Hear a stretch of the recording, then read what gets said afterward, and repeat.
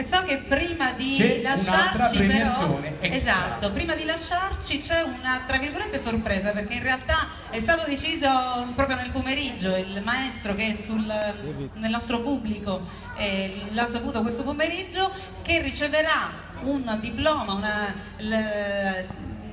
che cos'è? Diploma di qualifica di maestro e lo abilita all'insegnamento nella propria nazione, dove lui ha sede con la sua società, con circa 20 atleti che praticano un bastone siciliano. Che se non erro è in Germania, giusto? E questo allora chiamiamo sul palco il maestro Andrea Capizzi. Dicevo, Manuela, ci fa onore per il semplice motivo che queste premiazioni vanno proposte all'interno delle vostre palestre. E invece l'avete fatto qui, grazie, vi ringraziamo di questo. Allora consegniamo l'abilitazione, il diploma abilitate al maestro Andrea Capizzi, che porterà in Germania il bastone siciliano. Questa sarebbe la cintura, quindi tutto. Massima cintura raggiungibile nel nostro sport, è lo scudetto dell'ente che ci rappresenta.